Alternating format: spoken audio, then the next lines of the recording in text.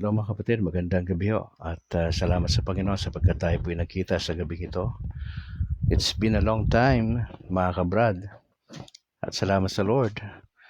Nagkita tayo. Ako po'y safe na nakalapag sa NAIA kanina. At ganun din sa Silay Airport. At ngayon ho ay nasa bahay na tayo. Salamat sa dasal mga kapatid. At maluwalhati po ang ating Panginoon Diyos. Tayo po'y manalangin. In the name of the Father, the Son, the Holy Spirit. Ama, salamat po sa inyong proteksyon sa inyong lingkod, sa isang misyon na pinuntahan. Salamat po dahil napakabuti niyong Diyos.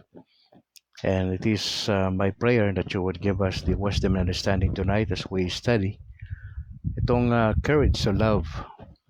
Maganda itong talakayan na binanggit ni Pope Leo XIV, itong courage to love. Dalayan ko po ang inyong panguna sa gabing ito at samahan nyo nga po kami at ma-enjoy namin ang pag-aaral sa inyong gabay, Banal na Espiritu. Our Father who art in heaven, hallowed be thy name. Thy kingdom come, thy will be done on earth as it is in heaven. Give us this day our daily bread and forgive us our trespasses, as we forgive those who trespass against us. And lead us not into temptation, but deliver us from evil. Amen. Hail Mary, full of grace, the Lord is with you. Blessed are you among women, and blessed is the fruit of your womb, Jesus. Holy Mary, Mother of God, pray for us sinners, now and at the hour of our death. Amen. In the name of the Father, of the Son, of the Holy Spirit. Alright, magandang gabi, Luzon, Visayas, Mindanao. Salamat sa Lord. Ilang araw din ho tayo hindi nakapag-broadcast sapagkat meron tayong pinuntahan na pa-importanting misyon.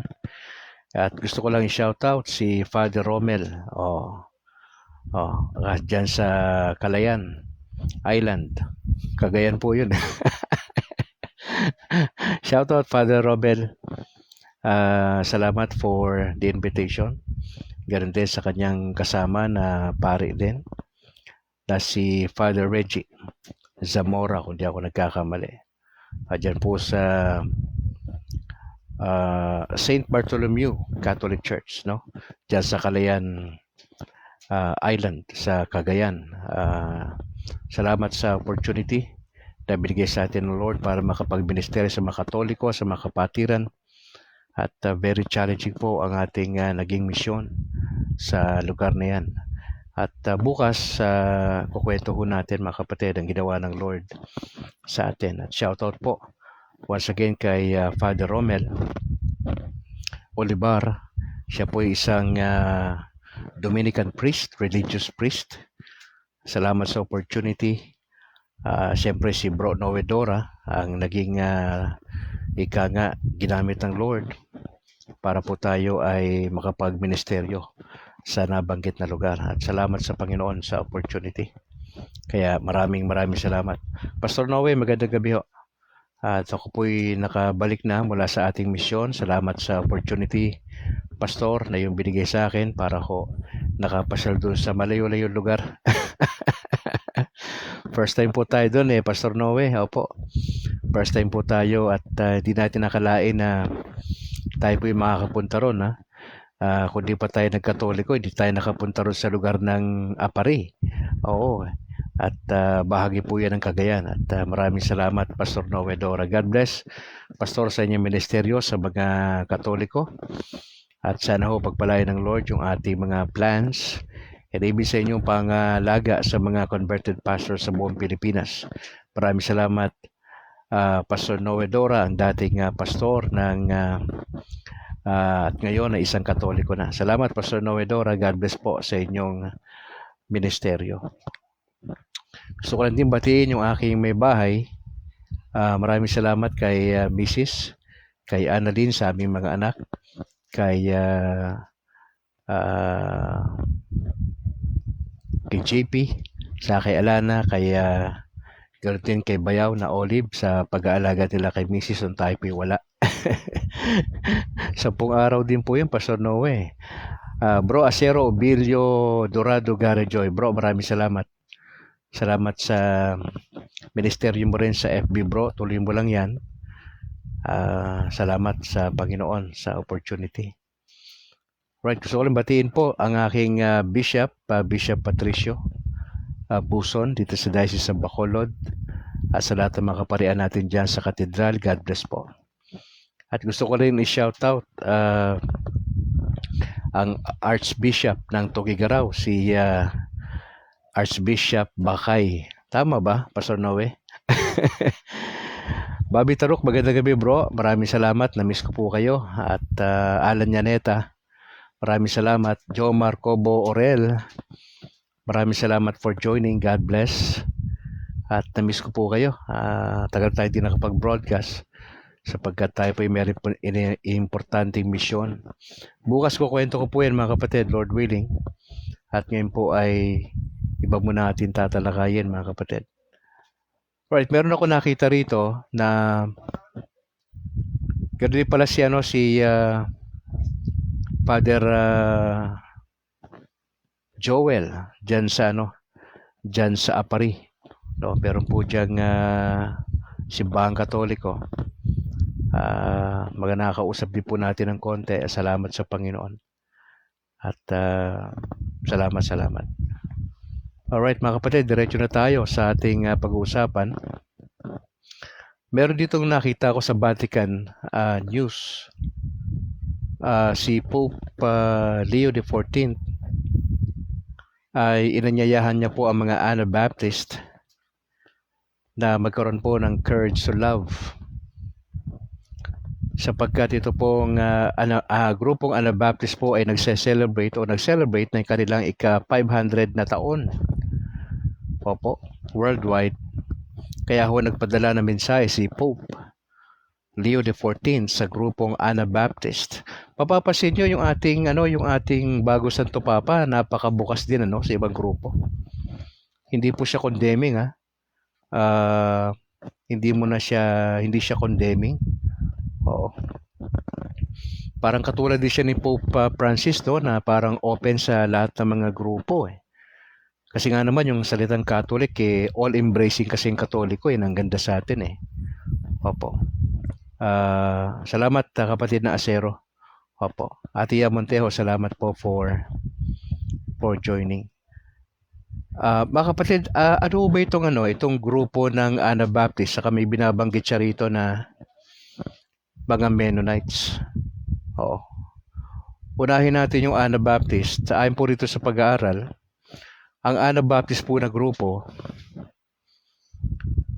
ay ito po isang radical group within the Protestant Reformation. Ang kanilang turo ay adult baptism. Pagkabata, hindi sila pumapayag. Pangalawa, meron silang separation of church and state. Kasi nga po, Baptist Ito yung unang kauna-unahang grupo ng Baptist, Anabaptist. Opo, at sila po yung naniniwala na hindi dapat gamitan ng tinatawag sa wikang banyaga na pacifism. Kapatid na Divine Cobo, magandang gabi ho. Salamat for joining. God bless. Diyan sa St. Bartholomew Catholic Church. Sa buong mga kasama natin dyan, sa mga miyembro dyan, mga kapatid, God bless. Apple, magandang gabi, kapatid. Kay King Bais, maraming salamat. Ganoon din kay King Bais mula sa Davao City, Baliok. Magandang gabi rin kapatid na Divine Cobo. Naniniwala po ang grupong Anabaptist na ang bautismo ay kinakailangang ibigay lang doon sa mga those who freely confess their faith and request it. Sa madaling salita, kabaliktaran yan doon sa Katoliko. Tayo, sanggol, pwedeng binyagan, pero sa Anabaptist ay adults lang po. Opo. Yan yung isa sa mga kailangan nating maintindihan.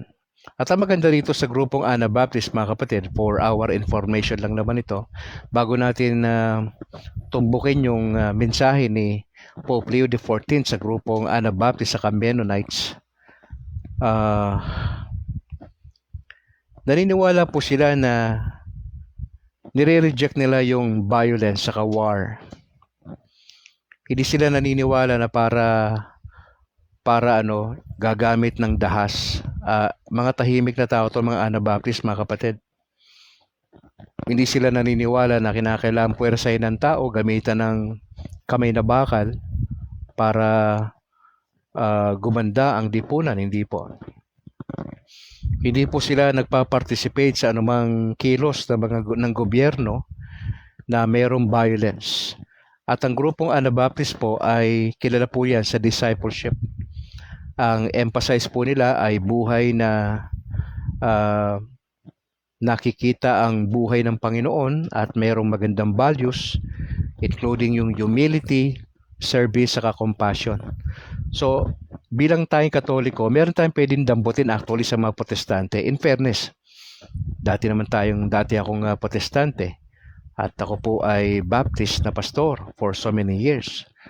So, hindi natin totally pwedeng i-reject yung mga magagandang bagay na pwede nating makuha sa kanila, katulad ng humility, pagpapakumbaba, service, paglilingkod, saka yung kahabagan, compassion. Ang Katoliko rin naman, meron tayo nito meron tayong virtues naman ang tawag natin. Itong Anabaptist po ay nung 16th century, panahon po ng Reformation sa Europa, ay nagkaroon po yan. Kaya mapapansin nyo ang grupong Anabaptist, mga ano po ito, mga conservative ito, mga kapatid. Now, ayon sa binabasa nating referensya rito, ang grupong Anabaptist po ay were persecuted, sabi rito, by both Catholic and Protestant. Hindi ko alam kung gaano katotoo po ito dahil sa kanilang mga pananaw. Kasi dinireject nila yung infant baptism. Opo. Pero ang maganda rito, ang legacy iniwan ng grupong Anabaptist, mga kapatid, sila po yung nagbigay ng foundation para sa mga sumusunod na denomination. Etong Mennonites, Amish, saka yung Hutterites, para magpipinsan ito mga kapatid Etong Anabaptist, Mennonites, Amish, Hutterites.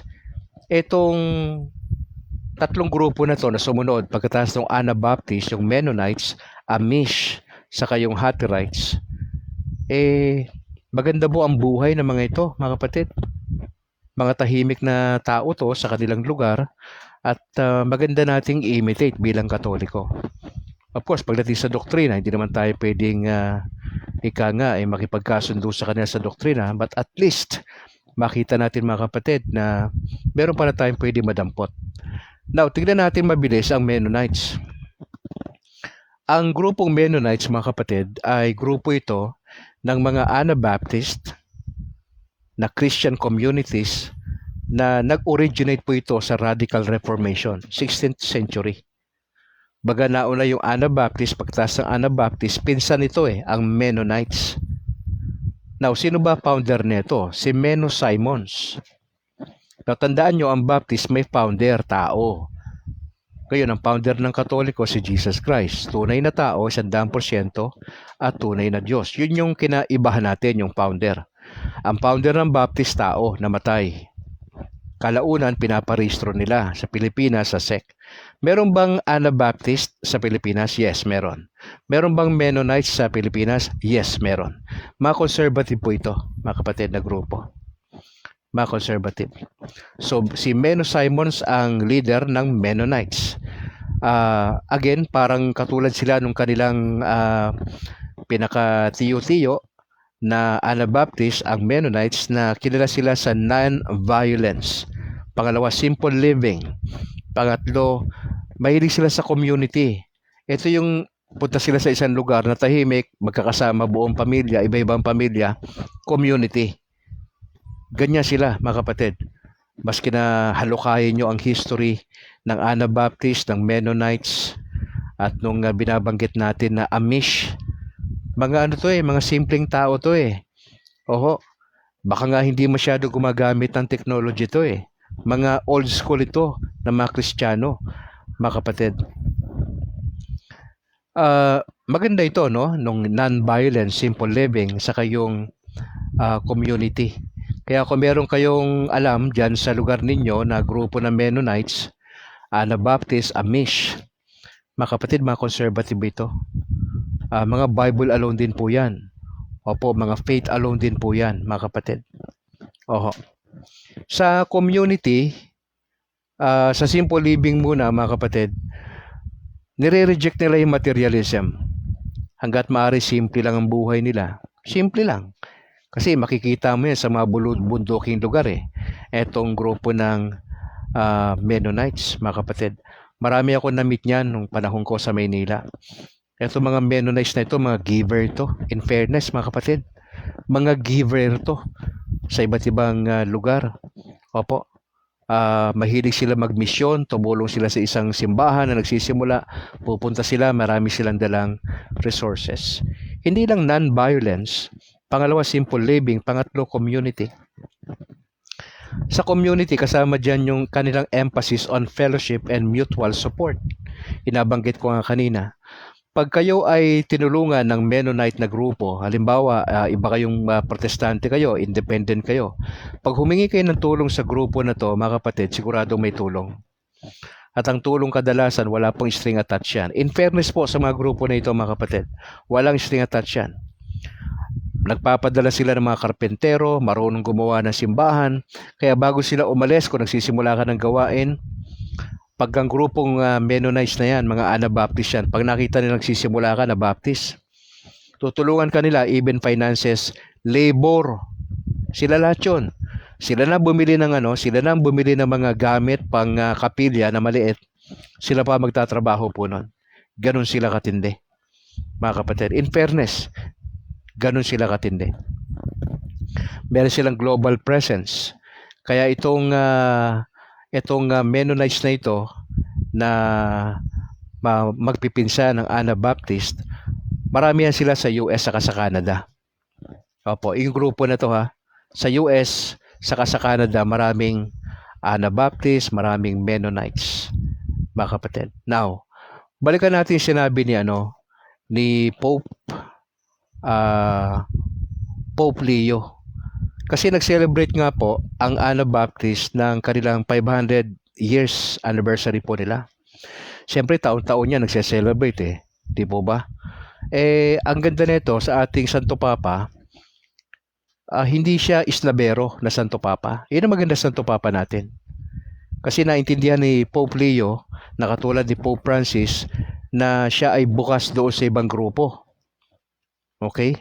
Siya ay bukas doon sa ibang grupo. Nagpadala po siya ng mensahe doon sa grupong Anabaptist at Mennonites na movement na iniimbita, ayon sa mensahe ni Pope Leo XIV, na iniimbita niya ang Katoliko at ang Mennonites, kasama na dyan ang grupong Anabaptist, na maipakita yung honesty and kindness in reflecting on our common history. Mga kapatid, in fairness sa grupong Anabaptist sa kayong Mennonites na binabanggit natin, ito ang ganda sa ating Santo Papa. Open siya sa ibang grupo. Hindi niya tinitignan na kung paano tayo tinitignan na antikristo tayo sa paningin at pananaw ng protestante. Halos isuka po ang Katoliko eh. Pero yung Santo Papa natin, walang ganong mindset. Kasi kung ang nasa kaisipan ni Pope Leo XIV, kalaban, kaaway itong mga Anabaptist at mga Mennonites, bakit pa siya magpapadala ng mensahe sa kanila? Bakit pa sila papansinin sa isang banda? Yun ang nakita ko rito kay Pope Leo XIV, mga kapatid. Gusto lang mangyari, gusto niya na magkaroon tayo ng honesty and kindness. Importante yan sa gawain ng Panginoon Diyos. Yung honest tayo. At tayo dapat mabuti. Apo. Ang mga Mennonites po ay makikita rin sa lugar ng Zurich, Switzerland. At ang maganda nga po nito, mga kapatid, bagamat hindi sila Katoliko, ay meron tayong pwedeng makuha sa kanila. Ang kukunin lang naman natin sa kanila, hindi doktrina. Ang kukunin natin sa kanila, yung ibang mga bagay. Like yung simple living, hindi yung luxurious living. Ayaw nila ng non-violence yan. Hindi sila mga violenteng tao. Yun ang pwede ma-adapt ng Katoliko eh. Hindi doktrina. Hindi doktrina. May pwede ka madampot sa protestante. Yung lakas nila kung saan sila malakas. Doon tayo kumuha ng pattern. Wala namang problema yon. But you will remain Catholic. Yun lang mausapan dyan, mga kapatid. Kaya nga ho yung pagpapatuloy dito na binabanggit ni Pope Leo. Kasi ang grupong Mennonite ay meron po silang motto sa kanilang selebrasyon na The Courage to Love. Ito yung motto ng grupo ng Anabaptist sa Mennonite sa kanilang selebrasyon sa kanilang 500 years ng existence. Ang ganda ng title eh. Ang ganda ng motto po ng grupo eh. The Courage to Love. Paano misasalin sa Tagalog yan? Ano yung courage? Yung tapang. Ang tapang na magmahal. Ganda, no? Pag nagmamahal pala tayo, dapat meron tayong tapang. Hindi yung nagtatapang-tapangan tayo. Hindi yung tatapang-tapangan tayo. The courage to love. Alam mo, yung love kasi napaka-abstract yan eh, no? Pero dapat yung pag-ibig na yan ay dapat may tapang. Ang sabi ni Pope Leo, the courage to love reminds us above all of the need for Catholics and Mennonites to make every effort to live out the commandment of love, the call to Christian unity, and the mandate to serve others. Tatlo binanggit ni Pope Leo sa kanyang mensahe sa grupo eh. Ang sabi niya, itong courage to love na ito yung nagpapaalala sa atin yung pangangailangan para sa Katoliko at mga Mennonites na gawin natin yung lahat ng ating makakaya na maisabuhay natin. Ang sabi diyan, to live out. Ano isasabuhay natin? 3. The commandment of love. Yung utos na magmahal. Ano pa?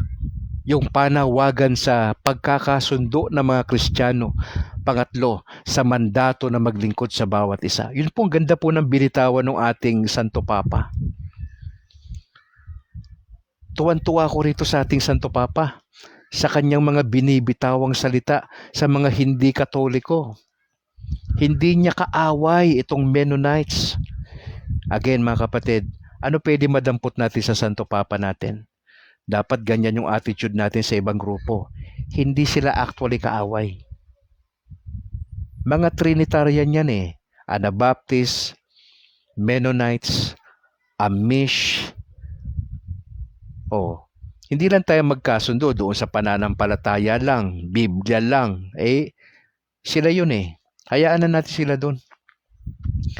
Basta ang maganda nito, sabayan natin si Pope Leo XIV sa kanyang magandang attitude.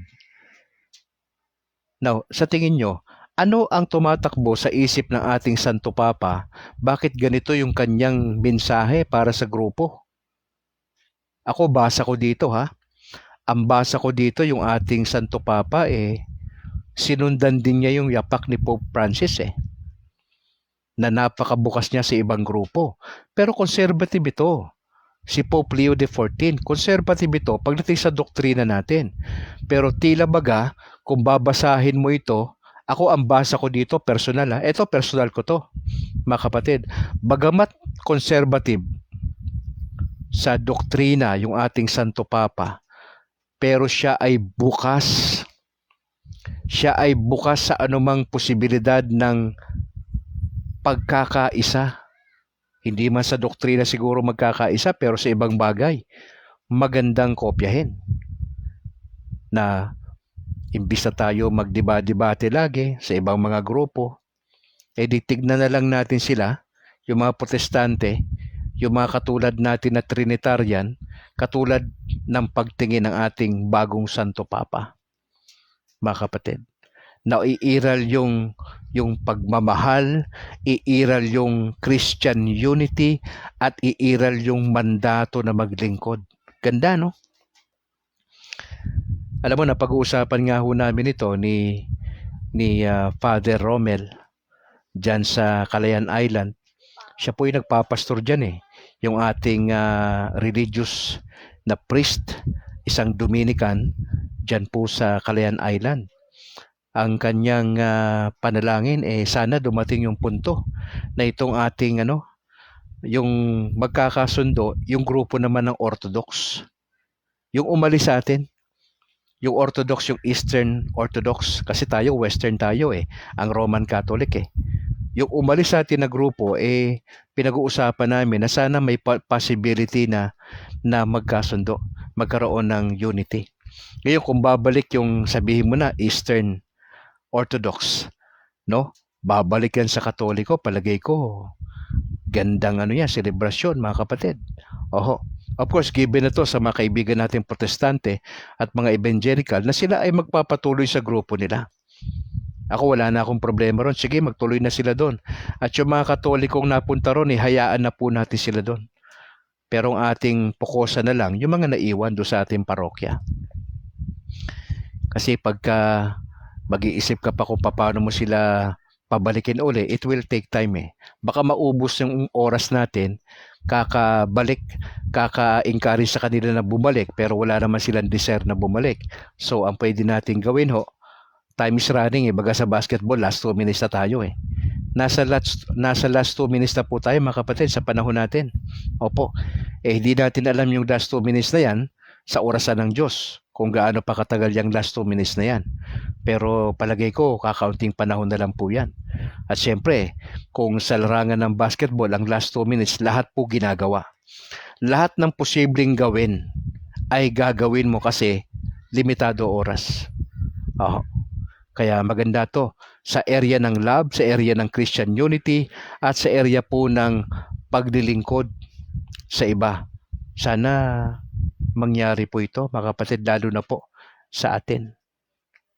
May binanggit pa siya rito na iniimbitahan din ni Pope Leo ang mga Mennonites at ang Katoliko na hindi lang maging honest at mabuti, kundi kasama rito yung mga painful wounds and narratives that affect Catholic-Mennonite relationship and perceptions up to the present day. Mga kapatid, gusto ni Pope Leo na magkaroon ng pag-uusap, merong discussion patungkol sa theology at maging sa pastoral. Opo, gusto niya yung dialogue. Yun, para si Pope Francis eh. Ganon din naman eh. Gusto niya hindi away-away. Gusto niya bati-bati na tayo hanggat mare. Pero siyempre, ang mga CFD natin, hindi naman po kami mananatiling walang kibo kapag binabanatan po yung grupo natin. Ewan ko sa inyo. Kung kayo binabanatan na yung simbahan natin, para bang pangiti-ngiti pa kayo. Napakahirap naman po yan. Opo. Ito, may binabanggit dito si si Father Romel yun. Hindi lang masyadong kumpleto. Mukhang naputol yung mensahe. Pero yan ang aming usapan ni Father Romel sa Calayan Island na talagang maputol na yung mga hindi pagkakaintindihan ng Orthodox at ng Katoliko, ng Roman Catholic. Alam mo, si Brad Calix dapat magiging miyembro ko ng Orthodox Opo. Pero hindi talaga niloob ng Diyos Gusto ng Lord sa Roman Catholic ako Pero okay na rin. Pero at least yung tingin ko dyan sa mga Orthodox, tropa natin yan tropa natin yan. Yan ang malapit-lapit talaga sa atin. Yan ang ating pinsang buo. Di ba? Okay. Oo. Bro George, magandang gabi. Congrats. Meron tayong Board of Governor. Dalawa yan sila, saka si Bro JB Akma dito sa Negros Occidental. Bro Erwin Estrella, magandang gabi. Salamat sa pag-join sa ating broadcast. Baka kapatid, yun nga po, alam naman ni Pope Leo XIV na may mga painful wounds. Alam niya yan, matagal na po siyang bago pa siya naging Santo Papa Alam niya yung mga nangyayari na mga hidwaan sa pagitan ng Katoliko at Protestante at mga Evangelical. By the way, mga kapatid, itong Anabaptist Mennonites na to, mga Protestante po ito. Opo. At ang maganda nga ho rito, katulad sila sabi ko kanina, yung ating Santo Papa, magandang attitude towards sa ibang grupo. Ang tanong lang dito, ready ba tayong gawin to? Ready ba tayo na tanggapin ito? Sila? Na alam naman natin na pagdating sa doktrina, ibang-iba talaga. Katulad nung Anabaptist, hindi naman sila tumatanggap ng infant baptism eh. Sila adult baptism. Dapat medyo bago bautismuhan yan, makapagdesisyon yung tao na yan. 13 anyos. At least 13 anyos. Makapag-decide sa kanyang sarili, meron siyang profession of faith bago siya bautismuhan. Sa atin, sa kanila, immersion eh. Sa atin binyag yung ating mode of baptism, sprinkling eh. Di ho ba? Pouring, yan. Opo. Ngayon, binanggit din ng ating Santo Papa na hindi po madali itong binabanggit niya na magkaroon ng theological and pastoral discussion, na gusto niya magkaroon ng bunga na ito ng dialogue na mananatili. Inamin niya na hindi ito madali. Totoo yan. Maski na rito sa Pilipinas 'di ba? Magdeklara yung aming dito lang sa Diocese of Bacolod. Kung yan ang magiging saloobin ng aming butihing Bishop Patricio Buson, palagay ko hindi yan madali. Lalo na ako na naging pastor na naging Katoliko, yung mga tropa kong pastor, hindi naman ganun kadali yun na kami join sa Katoliko sa ganitong aspeto. Mukhang hindi yan ganun kadali.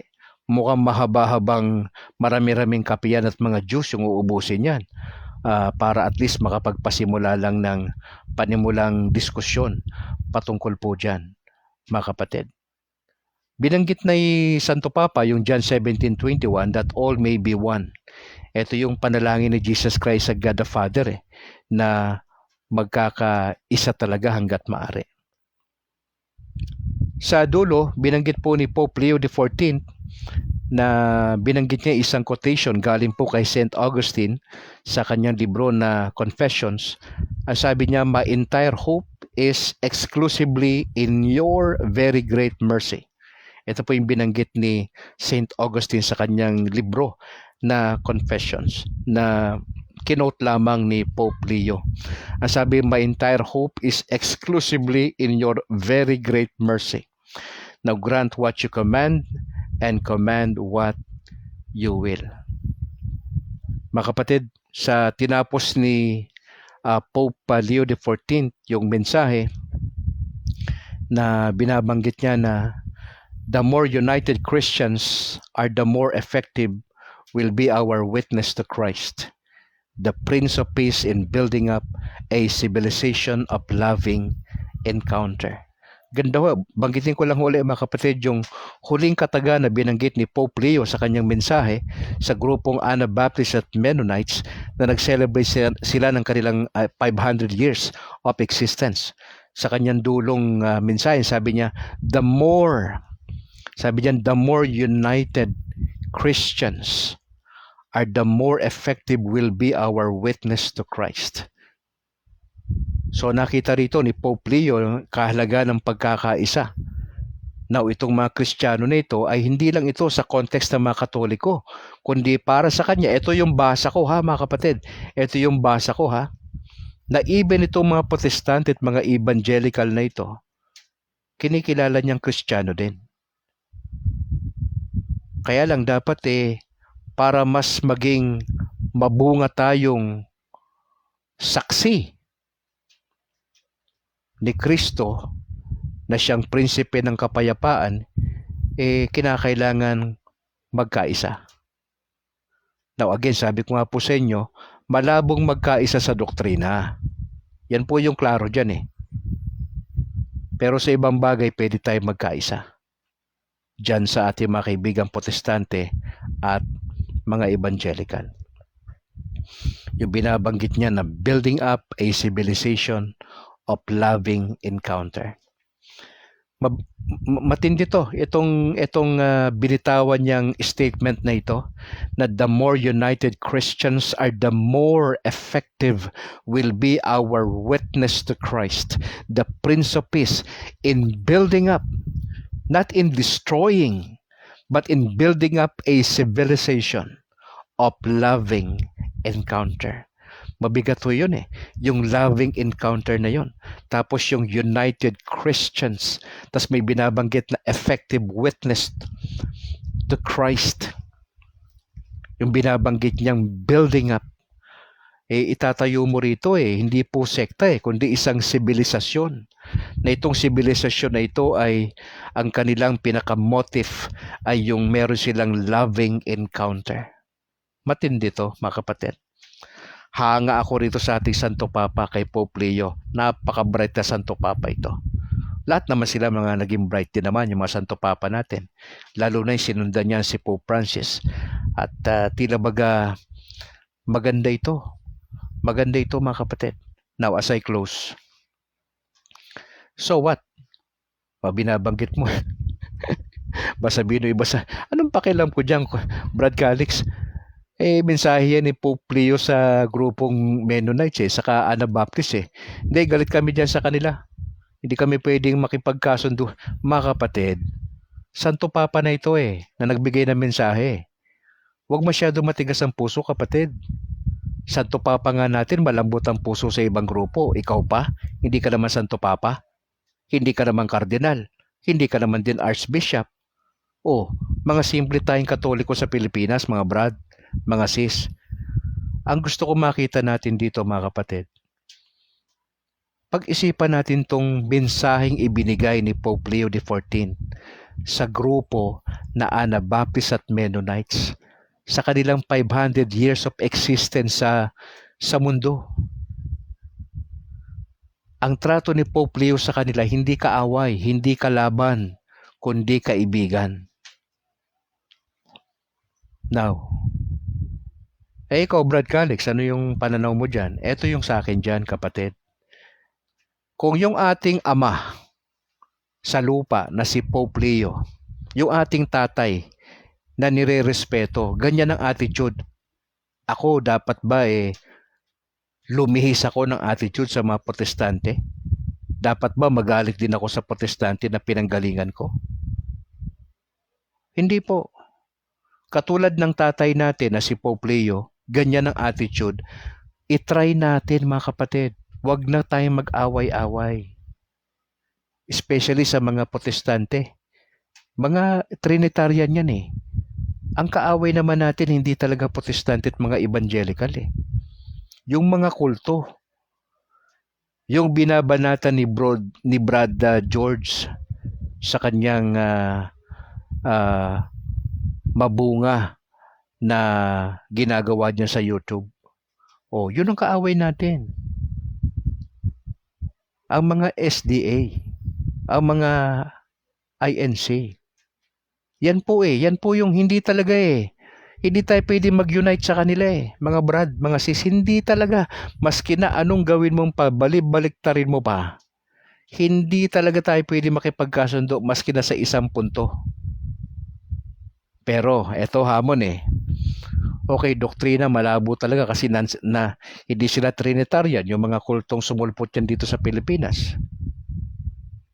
Pagpalagay mo na, kalaban talaga natin yan.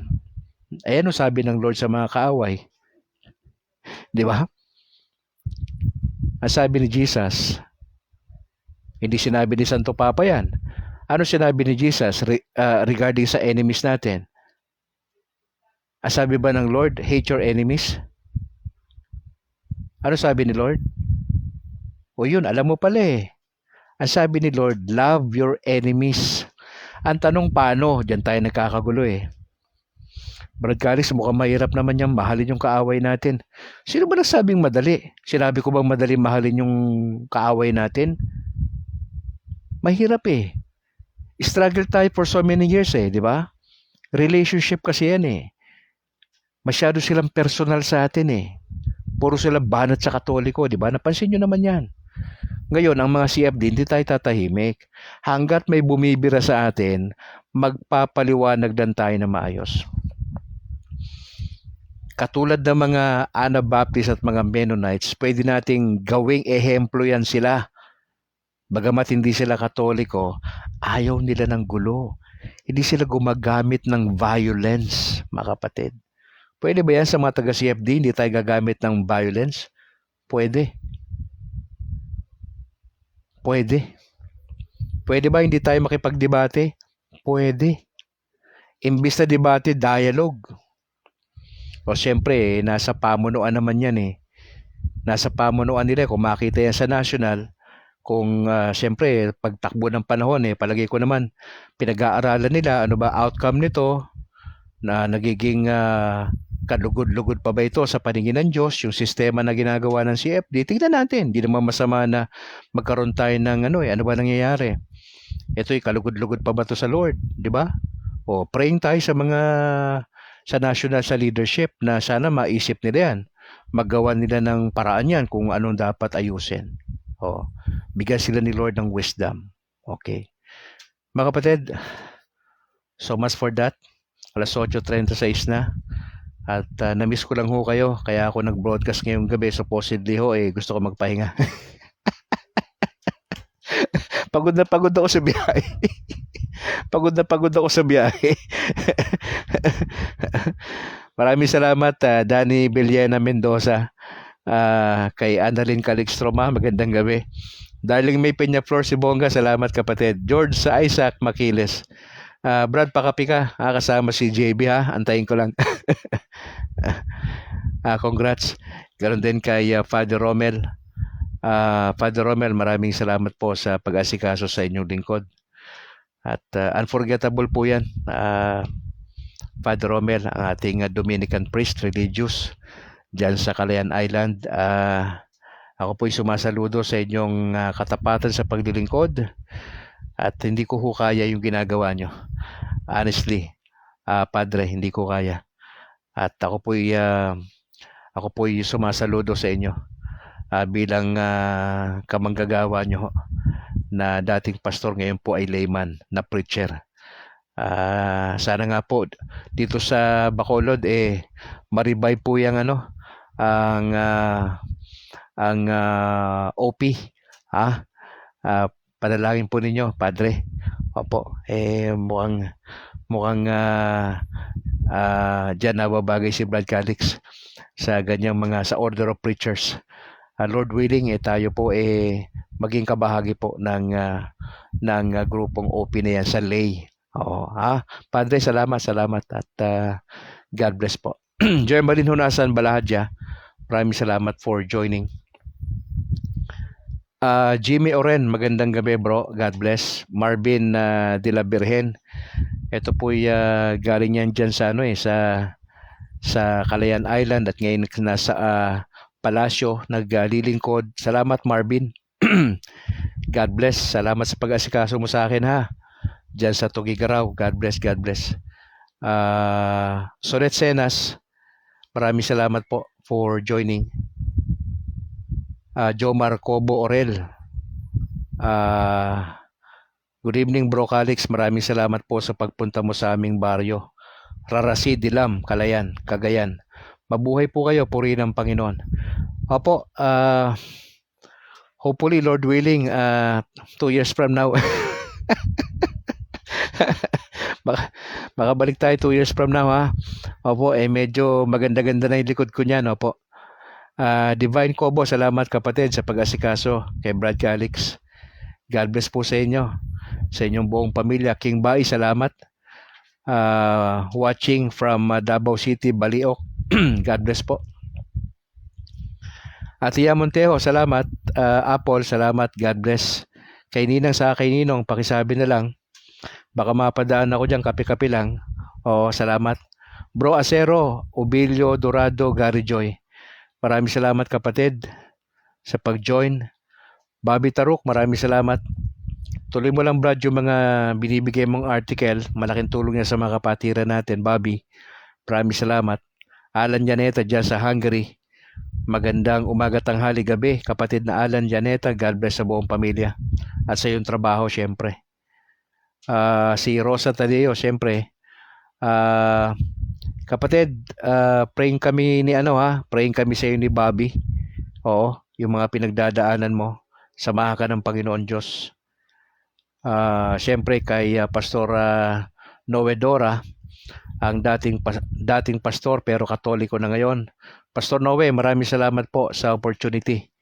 na ginamit kayo ng Lord sa pamagitan din ni Padre Romel dyan sa Calayan Island, dyan sa Cagayan. Maraming salamat po. God bless, God bless. Right mga kapatid, alas 8:40 na. Bukas, try natin mag-broadcast ng mas maaga para mas enjoy tayo. Lord willing, at hopefully makabangon tayo maaga. Mahirap mag-broadcast ng late eh. Oo. Minsan pa nagpapasalamat po tayo kay Archbishop Bakay o Bakay, hindi ko alam kung tamang pronunciation, Pastor Romel. Kung tama yung pronunciation ko, ang Archbishop ng Tugigaraw, ganoon din kay Father Joel doon sa Apari. Maraming salamat. Ito yung mga lugar na napuntahan natin. Maganda yung accommodation. Maraming salamat sa Panginoon sa opportunity. Alright, sa lahat ng mga nakikinig ngayong gabi, maraming salamat po mga kapatid. Bukas magkwentuhan tayo kung ano nangyari po sa aking misyon. At konting detalye, tingnan natin ang pwede mangyari bukas mga kapatid. Sige, tayo po'y manalangin na. Yan lang muna gusto kong i-share sa inyo ngayong gabi. Tayo po'y manalangin in the name of the Father, the Son, the Holy Spirit. Ama, salamat po sa gabing ito. Masaya ako na ako'y nakabalik. Salamat sa experience. Salamat sa opportunity to minister sa lugar ng Cagayan. And bukas ay ikukwento natin yung ano man nangyari doon ginawa ng Lord sa mga Katolikong kapatiran. At salamat sa opportunity. Kayo ho ang dahilan kung bakit ako napunta ron. Medyo biglaan, pero salamat sa opportunity na makapagministeryo. Napakahirap iwan ng aking may bahay, pero talagang mas nanaig sa akin yung panawagan ng Diyos na magministeryo sa malayong lugar para sa mga kapatirang Katoliko. At maraming salamat for kay Pastor Noe Dora, ganoon din po sa kabutihan ni Father Romel na isang Dominican priest. Salamat po dahil sa opportunity yon ay mas naging hamon sa akin ang mga gawaing ganong klaseng kalalayo, grabing katatarik na mga lugar na pinupuntahan po namin. Pero yung inyong servant na si Father Romel ay naandun ang puso. Binabaliwala ang hirap, ang malalayong oras na paglalakad. Makapiling lang ang mga kapatiran, makapagmisa. And talagang hindi ko kaya yon personally. Hindi ko kaya maglakad ng 3-4 na oras para puntahan ng isang lugar. Rain or shine. Grabe yung commitment ng Dominican priest na ito. At maraming salamat. Ako'y bilib na bilib sa mga katulad niya na sa iba pang lugar ay marahil ay nagdilingkod ang mga Dominican priest. At maraming salamat. Lord, pagpalain niyo po ang bawat isa sa amin. Ma-enjoy namin ang tamang pamahinga mamaya. Lord willing, bukas magigising po kami. Salamat sa pag-asikasyo sa aking may bahay. Maraming salamat po sa iyong kabutihan sa bawat nandito ngayon sa broadcast. I pray that you would bless each one of us. Lord, bless us with strength and wisdom. Gusto namin, Lord, katulad ng aming Santo Papa, mahal namin yung ibang grupo, lalo na yung mga Trinitarian din. Binanggit dito yung Anabaptist, yung mga Mennonites. Lord, hindi namin masyadong siguro kilala yung grupo na yon, pero at least pwede naming halukayin ang kasaysayan ng simbahan at makita yung history ng grupo na ito. Kung ano pwede naming kopyahin sa kanila bilang Katoliko. Hindi siguro doktrina, pero at least yung ibang bagay na lutang sa kanilang nangyayari para mapanatili ang grupo nila, ay pwede naming makopya sa isang banda.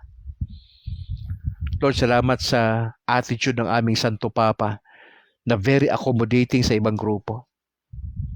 Gusto niya yung pagkakaisa. Gusto niya yung dialogue. Lord, tulungan niyo kami. Tulungan niyo kami. Mangyari nawa yung pagkakaisa na ipinagdadasal ng Panginoon Diyos sa Diyos Ama ng matagal ng panahon, yung magkakaisa ang lahat ng mga mananampalataya. Lord, I just pray, especially sa mga Katoliko sa buong Pilipinas at sa labas ng bansa.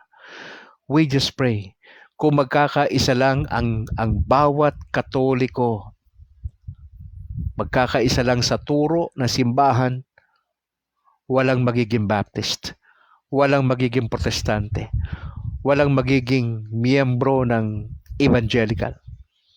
Kung magkakaisa lang, kung iintindihin lang namin, Panginoon, yung nais po ninyo. Mahaba-habang diskusyon at usapan ito at pananalangin at perseverance. Lord, pagpalain nyo nga po kami. Maraming salamat po sa gabing ito. We would like to thank you. Salamat po. Nakabalik ako ng buhay sa aking pamilya. Salamat, Mama Mary, for praying for and with us. Salamat sa pag-iingat. Salamat po. Utang na loob ko sa inyo.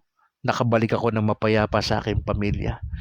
Kung paano nyo ako iningatan papunta roon, nakabalik po ako ng wala pong galos. At dahil po yan sa inyo. Maraming salamat. We pray this in Jesus' name. Amen. Amen. In the name of the Father, and of the Son, and of the Holy Spirit. Once again, maraming salamat mga kapatid. See you bukas, Lord willing. Maaga tayo, mga 5:30. Try natin, maaga. Depende kung magigising si Brad Calix na maaga. Once again, maraming salamat, Father Romel. God bless po. At bahala na po si Lord sa inyo. At sa gawain natin dyan, na sana po ay magpapatuloy.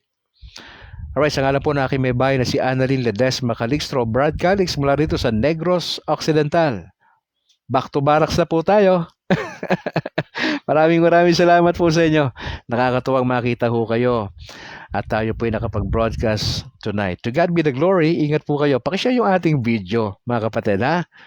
See you and bye for now.